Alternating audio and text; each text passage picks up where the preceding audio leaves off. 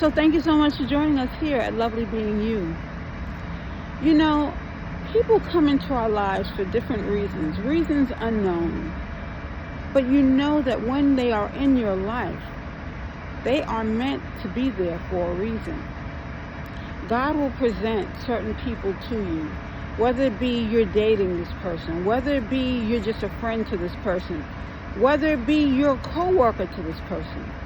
How else would we learn from others if we did not have these experiences? Years ago, I dated this guy, okay? And I have to honestly say, he was definitely the most truthful person I'd ever met in my life, okay? Jason was introduced to me by a person who was a friend of mine back then.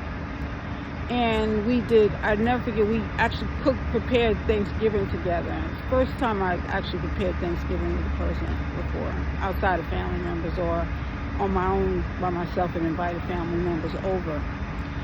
And I don't know how we got into this conversation, but we got into this conversation about family. And he got really upset, and I didn't understand where it was coming from. I'm like, what's the problem? He said, I know that this relationship is going to be in a different place when this conversation is over. Because I have to be honest, and I'm not going to bite my tongue. I'm still trying to figure out where it was coming from at the time. And he said, I don't believe that your father did a good job. So I said, really? So what are you saying? You're saying that I am not what you would have expected? He said, that has nothing to do with it. I'm saying that you were never protected. Your father never protected you. When I look at some of your mannerisms, when we speak about certain things, it's just certain things that I believe this is the reason why I don't have children now. When I get married to a person, I want to know that I can provide what my children need, and I want to make sure that I'm able to protect them. And I don't believe that you were supported and protected. Now, the argument got way out of hand or what have you, to a point where we had to separate. And he had to take his minutes to himself, and I had to take mine. When we got back together after, taking that space, because it was late at night, and I needed to get some rest. He needed to get some rest, and we didn't really need to do that. So we came back together and actually sat and talked. He apologized for the way in which it came out, but he said it was something that was bothering him for a while, because he felt like there were certain parts of me that I was holding back from him because of all that I had been struggling through. Of course, that was years ago. A lot of healing, a lot of work has had to be done in regards to healing. But I have to say that I was most appreciative of him for being as honest as he was. Now, of course, the timing, I would have liked it to have been at a different time. But who are we to control time? We can't control time. We think we're controlling time now. He was in my life to present a certain form of truth that I needed to hear, that I needed to face. Before that, I would never face it. I wouldn't even probably thought it was a big deal. And even after that, having to do the same work. Sometimes it's hard for us to do the work that we need to do on ourselves.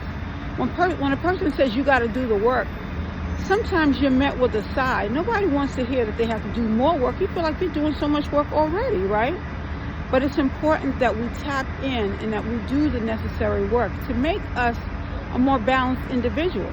Sometimes a person comes into your life to help you go through the healing process. And in my relationships, I have to say, a lot of times I feel like I'm the one putting in a lot more of the work. But in this relationship, I felt like it was more of a balance. I felt like he said what he needed to say, I said what I needed to say, and we were able to springboard ahead based upon these experiences. I once asked one of my brothers years ago, I said, do you think that the person that you're with, do you think that you can actually be yourself? And he was very quiet for a long period of time before he said, no. We need people in our lives that we can actually thrive and not feel like we are burdening that person, or feel like that person's not going to understand. If you don't have a person that you are dating that you really feel like you love and that you can share certain things with, then in some cases it's not a balanced relationship. It's important that we be able to share sides of us that we wouldn't be able to share with other people, with that one special person. That's a very important thing, because in order for your relationship to grow and to develop, things like this need to be presented, you know? Excuse me. I remember one time having a conversation with another individual from my past, and him saying, I want to be in your life, and I want to be that person that you can count on, but I need to get to know you so that I can actually be that person.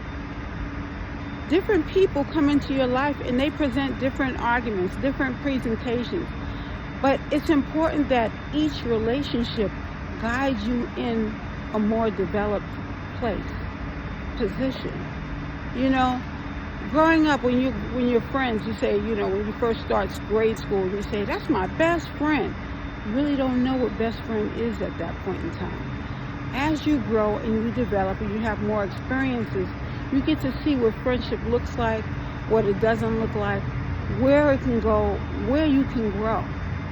And it's not done overnight either. It's all taken time. Time is going to have to be placed in as a part of the component, so that you can see where you are and where you can grow from. Everyone in your life is there, presented to you, so that you can grow. So I hope that we are growing in some form or fashion with the individuals in our lives, because these things help us to be more of a developed person. So thank you so much for joining us here. Lovely being you. Have a lovely day.